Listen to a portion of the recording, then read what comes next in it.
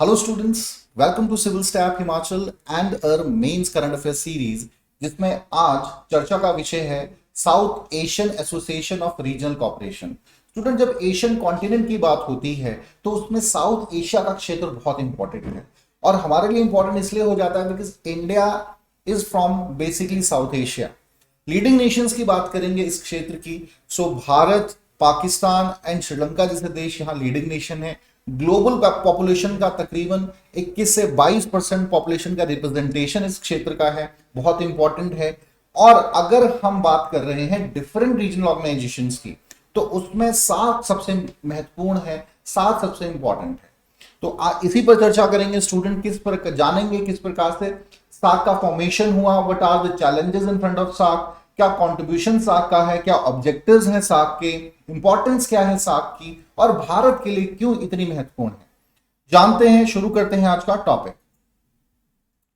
So students, let us start from knowing about bit about SAARC. So it was formed in 1985, but ऐसा नहीं था कि 1985 में ही पहली दफा जो है इस पर काम, मतलब 1985 में ही एग्जिस्टेंस में आ गई।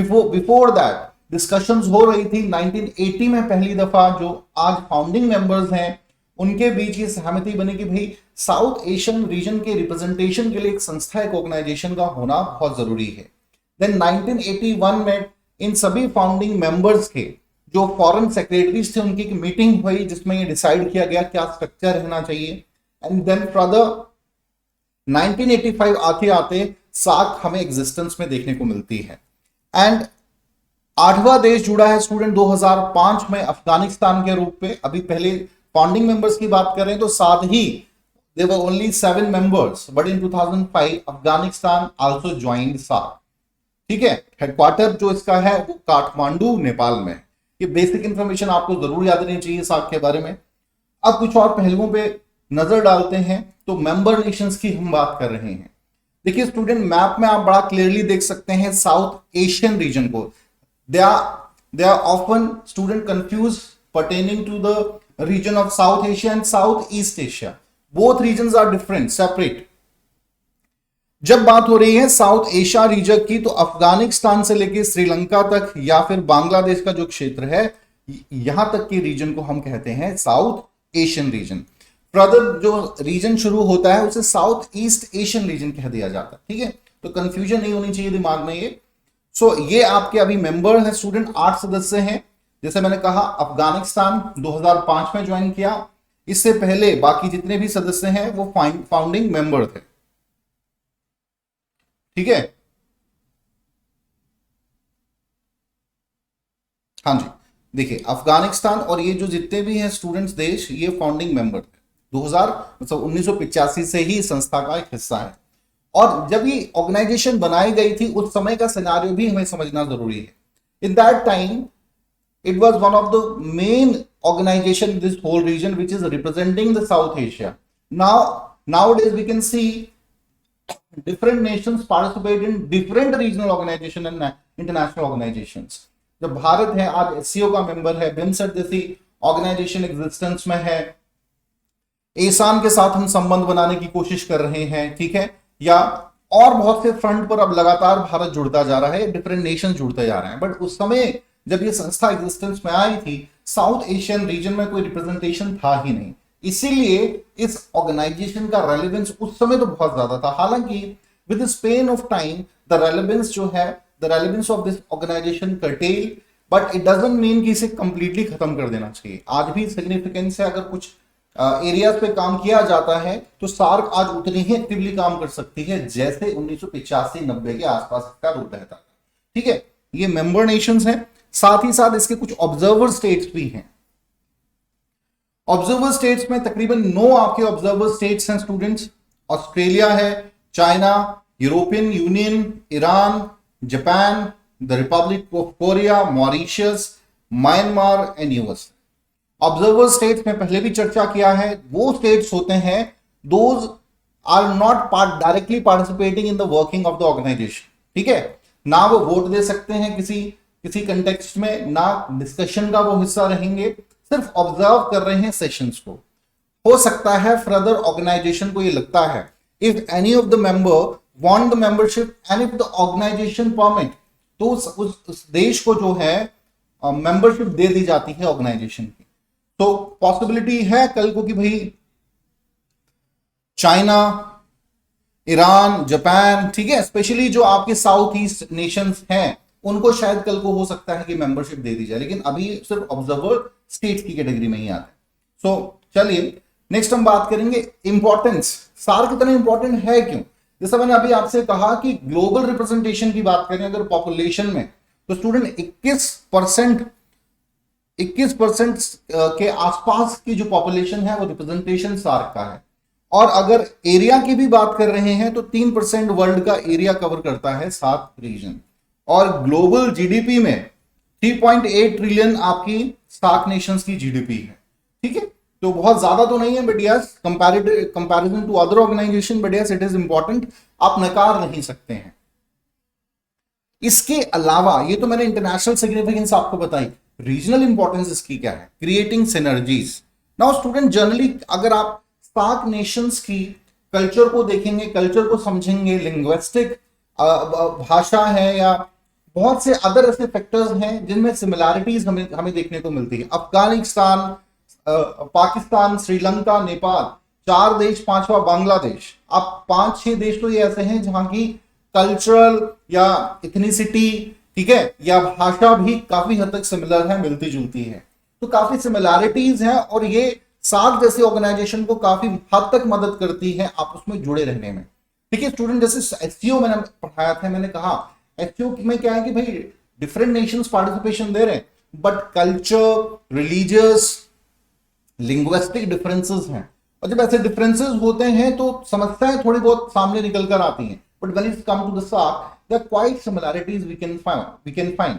नेक्स्ट है common solutions to the common problems basically, ठीक है। किसकी सॉल्यूशंस की बात हो रही है? प्रॉब्लम्स की। अब तकरीबन साउथ एशियन रीजन की अगर आप सोशल इश्यूज को समझेंगे, जानेंगे, we come to know that they have almost similar issues, similar problems. चाहे पॉवर्टी के केस की, चाहे पॉवर्टी की बात करें, माल न्यूट्रिशन की बात करें, ठीक है, पुअर एजुकेशन की बात करें, अनएम्प्लॉयमेंट की बात करें, ठीक है, टेररिज्म की समस्या की बात करें या सिविल रिबेलियंस की बात करें, ये जो है समस्या इस पूरे क्षेत्र में हमें देखने को मिलती है। अगर पाकिस्तान, भारत की बात कर रहे हैं तो भाई टेररिज्म का इशू बहुत ज्यादा है। अगर हम बात कर रहे हैं बांग्लादेश की या हम बात कर रहे हैं नेपाल की या फिर श्रीलंका की, तो सिविल रिबेलियंस यहां अक्सर होते रहे हैं, ठीक है।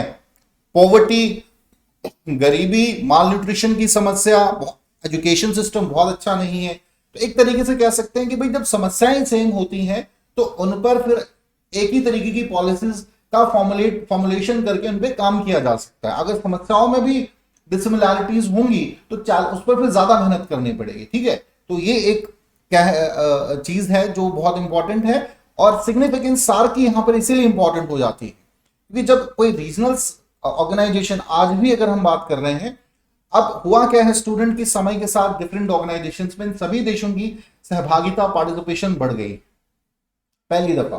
दूसरा, इस ऑर्गेनाइजेशन में भी देशों के बीच क्लैशेस हैं, जैसे भारत पाकिस्तान के बीच इश्यूज हैं, वो प्रॉब्लम क्रिएट करती हैं। तो रेलेवेंस कम हुआ है सार्क का, लेकिन इसका ये मतलब नहीं है कि भाई सार्क कंप्लीटली खत्म हो गया है और उसकी कोई इंपॉर्टेंस नहीं है। If all the Nations revive back, तो आज भी उतनी ही इंपॉर्टेंट रोल इस पूरे रीजन में महत्वपूर्ण रोल प्ले कर सकती है, क्योंकि और कोई ऐसी संस्था नहीं है। चाहे आईओआर की बात कीजिए, बिमस्टेक की बात कर लीजिए, ठीक है, आप एसान की बात कर लीजिए, सार्क का अपना ही एक रुतबा है, एक प्रभाव है। चलिए अगले स्लाइड पे आएंगे। ऑब्जेक्टिव्स क्या है भाई सार्क के? सबसे पहला ऑब्जेक्टिव है promote welfare of the people and the quality of life. मतलब जो डेमोक्रेसी है, डेमोक्रेसी की प्राइमरी वैल्यूज होती हैं, ठीक है, जो डेमोक्रेटिक वैल्यूज होती हैं उनमें स्टूडेंट दो चीज आप हमेशा याद रखेंगे। अक्सर डेमोक्रेसी को कैसे याद रखा जाता है कि अब्राहम लिंकन की कोट हमने याद की थी शायद बचपन में, उसी को रिपीटेडली आप याद रखते हैं। या सिंपल मीनिंग की बात करते हैं, so rule of people is democracy. But ultimately जो वैल्यू सिस्टम है डेमोक्रेसी का, उसमें दो चीजें आती हैं। एक तो इंडिविजुअल जो व्यक्ति है डेमोक्रेसी में, उसकी फ्रीडम मेंटेन रहनी चाहिए। दूसरा, that person must, every person basically, every person must live a dignified life. ठीक है, तो क्वालिटी लाइफ प्रोवाइड करना, यही ऑब्जेक्टिव रखा गया है सार्क में भी। नेक्स्ट है to accelerate economic growth, social progress and cultural development in the region. ठीक है, हर प्रकार से ऑल अराउंड डेवलपमेंट हम यहां कह सकते हैं भाई, इकोनॉमिक, सोशल, कल्चरल, ठीक है, एजुकेशनल डेवलपमेंट, सभी जो सार्क नेशंस हैं जिनको आवश्यकता भी है। ठीक है, इसी को ध्यान में रखते हुए सार्क यूनिवर्सिटी बनाई गई है, एफटीए साइन किए गए हैं, ठीक है, या कल्चरल एक्सचेंज प्रोग्राम्स ऑर्गेनाइज कराए जाते हैं समय समय पे। सो ये फाइनेस्ट एग्जांपल है। नेक्स्ट है to promote and strengthen collective self reliance among the countries of south Asia. ये बहुत सबसे बड़ी जो समस्या है ना, सार्क की रेलेवेंस कम हुई है समय के साथ, वो यही है। जब तक आपको एक दूसरे पर रिलायंस नहीं है, भरोसा नहीं है, पहले तो खुद पे भरोसा होना बहुत जरूरी है, देन आप दूसरों के साथ म्यूचुअल ट्रस्ट बनाए, बेटर अंडरस्टैंडिंग बनाए, और ये तब होगा जब कॉमन इश्यूज को, प्रॉब्लम्स को मिलकर सॉल्व करने का मादा रहना होना चाहिए। जैसे भारत और पाकिस्तान के बीच का जो टेररिज्म से संबंधित इशू है, दोनों ही देश सार्क के भी सदस्य हैं, तो मिलकर अगर काम करें इस प्लेटफॉर्म के माध्यम से तो रिजॉल्व किया जा सकता है। लेकिन उल्टा इसका हमें देखने को मिला कि because of these two nations, SAARC जो कि बाइनियल की मीटिंग्स होती हैं, 2 साल में एक बार हो रही है, वो भी रद्द हो जाती हैं। जैसे 2016 या 17 में एक इंसिडेंट हुआ था जब टेररिस्ट अटैक्स भारत पे हुए हैं। इंडिया डिसाइडेड, और इस्लामाबाद में सेशन होना था सार्क का, India decided not to be the part of that, and because of India, Nepal refused, Bhutan refused, Afghanistan refused, and then further Sri Lanka ने भी मना किया, बांग्लादेश ने मना किया। ठीक है, तो अब सार्क 2 साल में एक सेशन हो रहा है, एक तो 2 साल में होना नहीं चाहिए, आपको हर साल ये सेशन करानी चाहिए। ठीक है, और वो भी कैंसिल हो जाए तो फिर तो बहुत नुकसान उसका हो जाएगा। ठीक है, तो ये दोनों देशों का या आपसी जो देशों के बीच संबंध हैं वो प्रभावित करते हैं सरकार की नीतियों की। तो ये ऑब्जेक्टिव रखा गया कि भाई म्यूचुअल ट्रस्ट के साथ, सेल्फ रिलायंस के साथ, एक दूसरे के साथ आप संबंध बनाए, रिलेशंस को बिल्ड करें। नेक्स्ट है to promote active collaboration and mutual assistance in the economic, social, cultural, technical and scientific field. ये तकरीबन स्टूडेंट वही पॉइंट है जो आपका सेकंड पॉइंट है कि भाई आपको हर क्षेत्र में जो है कॉपरेट करना है, मिलकर काम करना है। 7 सैटेलाइट्स बनाई गई हैं, ठीक है, जो सार्क नेशंस उसका फायदा उठा सकते हैं, या सार्क एशियन यूनिवर्सिटी स्टैब्लिश की गई है दिल्ली में, ताकि सभी मेंबर नेशन के जो स्टूडेंट्स हैं wanted to go for a high study, they can study this. ठीक है, इस प्रकार के प्लेटफॉर्म्स, समय समय पे डेलीगेशंस जो है कल्चरल प्रोग्राम से संबंधित, ये एक्सचेंज किए जाते हैं। इसमें 2 धर्म बहुत महत्वपूर्ण रोल प्ले, 3 धर्म बहुत महत्वपूर्ण रोल प्ले कर रहे हैं, इस्लाम, हिंदुइज्म एंड बुद्धिज्म, क्योंकि तीनों ही धर्मों का प्रभाव है। जैसे भारत में हिंदू धर्म है, तो साउथ एशियन नेशंस और इवन नेपाल है, या बांग्लादेश है, या श्रीलंका है, या श्रीलंका में तो थोड़े कम है, बट इन 3 क्षेत्रों में ज्यादा है। या बौद्ध धर्म की बात करें तो फिर आपका नेपाल आ जाता है, श्रीलंका है, भारत है, यहां पर बौद्ध धर्म को मानने वाले लोग हैं, और इस्लाम, पाकिस्तान, अफगानिस्तान, इंडिया जैसे देशों में रिप्रेजेंटेशन। तो स्टूडेंट कहीं ना कहीं ये बहुत जरूरी है कि इस संस्था के माध्यम से ऐसी ऑर्गेनाइजेशंस बनाई जाए, ऐसे प्रोग्राम्स बनाए भी गए हैं जिन पर हम चर्चा करेंगे, जो संबंधों को और बेहतर कर सके। अगला सवाल है, अगला पॉइंट है to strengthen cooperation with other developing countries. जैसे अभी हमने ऑब्जर्वर स्टेट्स को देखा, उसका कारण ही सबसे ज्यादा हमें सिर्फ अपने रीजन तक ही नहीं सीमित रहना है। Initially a target was, a priority was to make the member nation efficient, but gradually now we need to move towards cross borders. हमें सिर्फ सीमित अपने रीजन तक नहीं रहना, हमें ईस्ट एशियन नेशंस के साथ संबंध बनाने हैं, सेंट्रल एशिया के साथ बनाने हैं। ठीक है, आप देखिए कि सार्क इतना अगर मजबूत हो जाए तो सीधा रिप्रेजेंटेशन हो सकता है भाई सार्क का संबंध बन रहा है एसक्यू के साथ। ठीक है, सार्क के रिलेशन बनने का मतलब है कि भाई जितने भी मेंबर नेशंस हैं उनका, ठीक है, तो ये इस प्रकार से रिप्रेजेंटेशन रहना चाहिए। नेक्स्ट पॉइंट पे आएंगे, SAARC specialized bodies. There are some specialized bodies which are established in SAARC, जिसमें सबसे पहला है आपका SAARC डेवलपमेंट फंड। देखिए, SAARC मेंबर्स द्वारा समय समय पे डिफरेंट प्रोजेक्ट्स अनाउंस किए जाते हैं, health, culture, education, science and tech, poverty alleviation, ठीक है, बहुत से और ऐसे प्रोजेक्ट अनाउंस किए जाते हैं टाइम में, या इंफ्रा को डेवलप करना है, इनसे संबंधित फंड्स रिलीज किए जाते हैं प्रोजेक्ट्स को प्रोवाइड करना, या अलग से ऐसे प्रोग्राम्स या स्कीम्स बनाई जाती हैं जिसके कारण पॉवर्टी में कमी आए, एम्प्लॉयमेंट जनरेट हो सके, ठीक है, या अगर किसी और प्रकार की आवश्यकता है तो वो इन फंड्स के माध्यम से प्रोवाइड करा जाएगा, जिसमें सभी देशों का एक शेयर रहेगा। नेक्स्ट है साउथ एशियन यूनिवर्सिटी। सो साउथ एशियन यूनिवर्सिटी जो है ये एस्टैब्लिश की गई है, इंडिया में है ये, ठीक है, it is located in India and जितने भी मेंबर नेशंस के सदस्य हैं, इन सभी देशों के स्टूडेंट्स यहां आके पढ़ सकते हैं, ठीक है, हायर स्टडीज के लिए स्पेशली परसू किया जाता है, बहुत ही फाइन यूनिवर्सिटी है।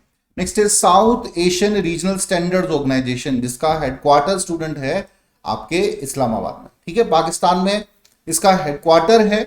और जो भी स्टैंडर्ड्स आके रखे गए हैं, क्या देश उनको अचीव करने के लिए अग्रसर हैं कि नहीं, उसके लिए काम कर रहे हैं कि नहीं, ये तमाम चीजों पर निगरानी, सर्विलेंस रखना, ये आपके south Asian regional standard organization का काम है, ठीक है।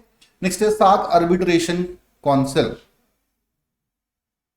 ठीक है, सार्क आर्बिट्रेशन काउंसिल स्टूडेंट जो है, माफ कीजिएगा, ये आपका आई थिंक काठमांडू में ही है, सॉरी ढाका में है, ये आपका ढाका में है south Asian regional standards organization. और सार्क आर्बिट्रेशन काउंसिल जो है ये आपके पाकिस्तान में आती है, ठीक है।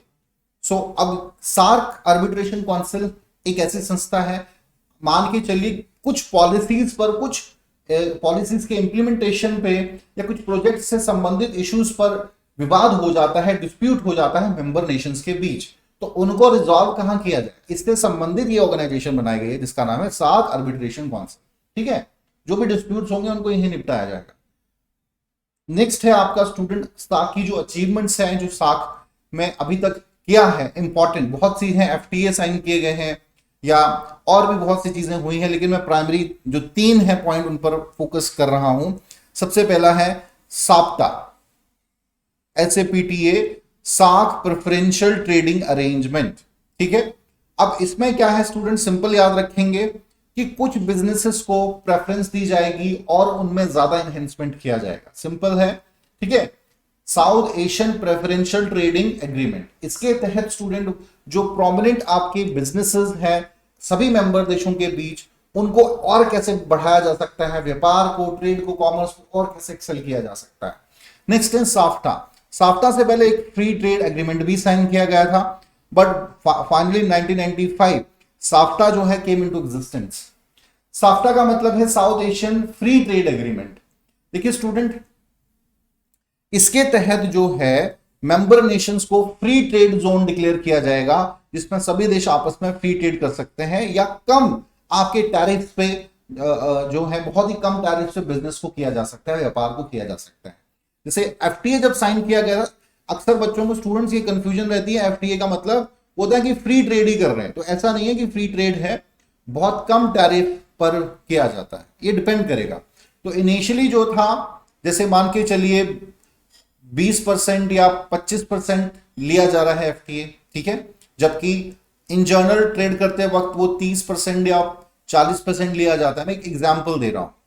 सो जब साफ्टा 1995 में एग्जिस्टेंस में आया, तो अर्लियर ये रखा कि 20% तक जो है टैरिफ्स रहेंगे, एंड देन फर्दर 20% टू 2007 आते तक इसको 0 कर दिया गया, ठीक है, बिल्कुल फ्री ट्रेड जो रीजन है इसको डिक्लेयर कर दिया गया।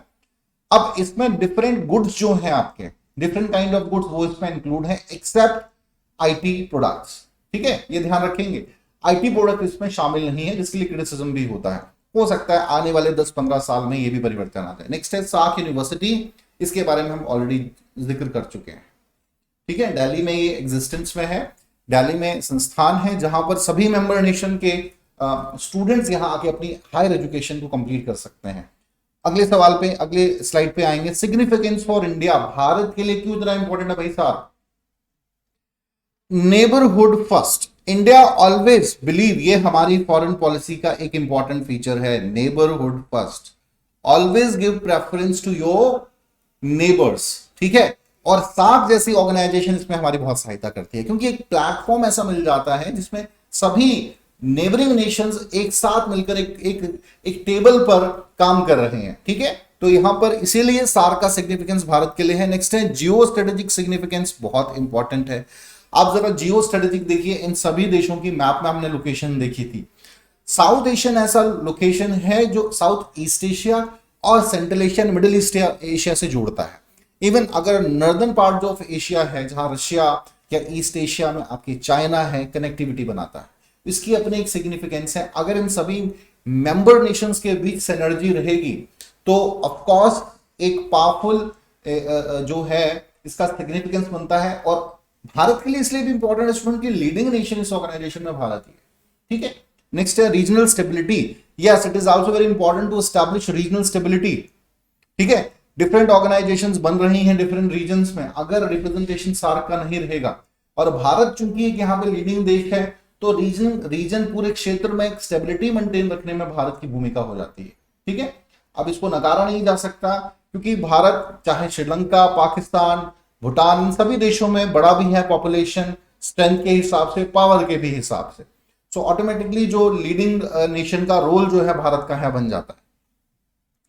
ग्लोबल लीडरशिप रोल, जब भारत इस प्रकार की रीजनल ऑर्गेनाइजेशन में अपना इंपॉर्टेंट रोल प्ले करता है, ठीक है, लीडरशिप लीडर की तरह निकल कर आता है, तो उसकी ग्लोबल भी साख बढ़ती है।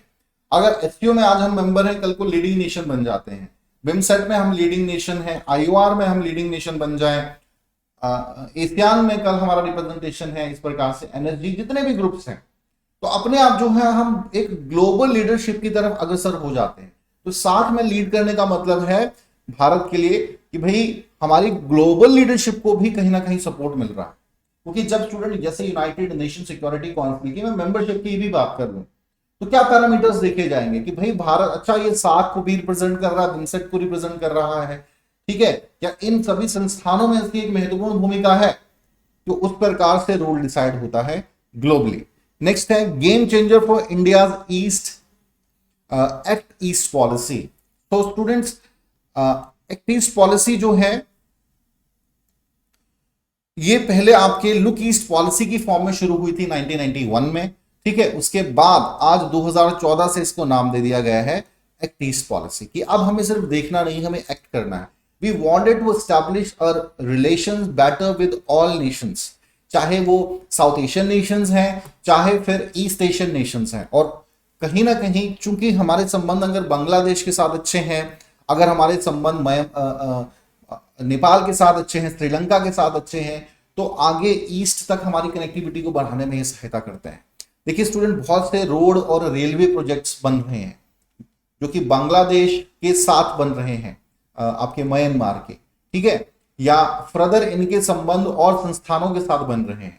तो अगर भारत इसका एक हिस्सा रहेगा तो भारत के भी संबंधों को स्ट्रेंथन करने में with south Nations, south east Nations बहुत हेल्प मिलेगी। और जो भारत की एक्ट ईस्ट पॉलिसी है उसमें भी सहायता मिलेगी। अगले पॉइंट पर आएंगे, चैलेंजेस क्या है।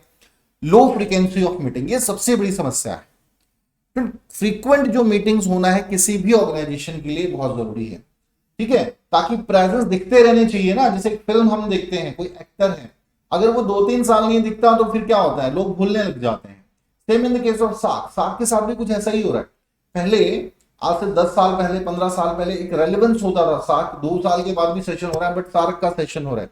अब सार्क का सेशन कब होता है, कब चला जाता है, इतना ज्यादा ध्यान ही नहीं जाता। कारण यही है। तो एक तो एनुअल सेशन इसके होने चाहिए, ठीक है, इफेक्टिव एनुअल सेशन होने चाहिए। नेक्स्ट है board area of cooperation leads to diversion of energy and resources, ठीक है, एक बहुत बड़ा ये कारण ये भी है, चैलेंजेस में हम इसे काउंट कर सकते हैं कि सार्क में तकरीबन जितने भी आपकी कॉपरेशन होने चाहिए देशों, बायलेटरल कॉपरेशन या मल्टीलेटरल कॉपरेशन, वो सभी इसमें इंक्लूड किए गए हैं। बिकॉज ऑफ दैट जो आपके सबसे पहली प्रेफरेंसेस होनी चाहिए उन पर ध्यान कम दिया जाता है, ठीक है। तो ये बहुत बड़ी कमजोरी है कि भाई आप एक सेटअप बनाइए, first preference should be given to certain topics, उन्हीं को दी जाए, रेस्ट ऑफ जो पॉइंट्स है उन पर बाद में देखा जाए, ठीक है। नेक्स्ट है लिमिटेशन इन साफ्टा। साफ्टा में कुछ लिमिटेशन है, जैसे मैंने आईटी प्रोडक्ट्स की बात की स्टूडेंट्स, ठीक है, आईटी प्रोडक्ट्स इसमें इंक्लूड नहीं किए गए हैं। सिर्फ जो आपके गुड्स हैं, डिफरेंट काइंड ऑफ गुड्स हैं, वही इसमें इसमें इसमें शामिल किए गए, उन्हीं पर जो है एफटीए दिया जाता है। सो व्हाई नॉट, अभी 2015-20 साल और हो गए हैं, ठीक है, 2005 से 1995 से 20% रखा गया था, 2005-7 तक 0% कर दिया गया एफटीए। तो अब 15-20 साल और आगे हो चुका है समय, अब क्यों नहीं आईटी को भी इसमें जोड़ दिया जाता है, या और ऐसे क्षेत्रों को जहां पर विकास करना जरूरी है, ताकि ज्यादा से ज्यादा जो नेशंस हैं, देखिए ज्यादातर ऐसे नेशंस हैं जो बहुत अभी रिच नहीं है, जिनकी नीड्स, एनर्जी नीड्स बहुत ज्यादा है, ठीक है, इन्वेस्टमेंट चाहिए, और सार्क जैसी संस्था अगर अलाउ करेगी आईटी, स्पेस टेक्नोलॉजी जैसे क्षेत्रों को इसमें रखेगी, तो ऑफकोर्स इन सभी देशों को भी सहायता मिलेगी। नेक्स्ट है इंडो पाक रिलेशन। पूरे सार्क में खलल डालने का सबसे बड़ा काम किया है इंडो पाक रिलेशंस। दोनों देशों के बीच की जो अनबन है, उसने, जैसे मैंने आपसे कहा, 2016 और 17 में जो सेशन, 2016 में आई थिंक सेशन, मुझे एग्जैक्ट ईयर याद नहीं है, आई थिंक 2016 में हुआ था। तो 2016 में स्टूडेंट जो क्या हुआ कि भाई इंट्रूजन हुआ है हमारे यहाँ पे, किलिंग्स हुई है हमारे सोल्जर्स के, एंड सेशन होना था इस्लामाबाद में। भारत ने साफ मना कर दिया, हम नहीं जा रहे। और भारत के मना करने का मतलब था क्योंकि लीडर है यहाँ पे नेपाल, भूटान, बांग्लादेश, श्रीलंका, सभी, Afghanistan, all supported India. Bharat ने कहा जब तक टेररिज्म को आप नहीं रोके, हम किसी फ्रंट पर बात ही नहीं करना चाहते हैं। तो जो क्रॉस बॉर्डर टेररिज्म है, ये एक बहुत बड़ी समस्या बन के रही है, अभी भी एग्जिस्टेंट, अभी भी है ये, ठीक है, और प्रॉब्लम क्रिएट कर रही है सार्क की रेलेवेंस को। क्योंकि अगर सेशंस ही नहीं होंगे, संबंधों में ट्रस्ट नहीं होगा, म्यूचुअल अंडरस्टैंडिंग नहीं होगी, तो क्या होगा, धीरे धीरे रिलेशन डिक्लाइन करेंगे। और हो सकता है आने वाले 10 सालों में अगर यही हालात रहे, 10 या 20 सालों में पूरी तरह से सार्क जो है उसका एग्जिस्टेंस खत्म हो जाए, तो बिल्कुल नहीं होना चाहिए, ठीक है। तो ये कुछ चैलेंजेस हैं students, I hope you got an idea about with challenges. Next हम वे फॉरवर्ड क्या हो सकता है। नेक्स्ट है to counter Chinese expansion in South Asia.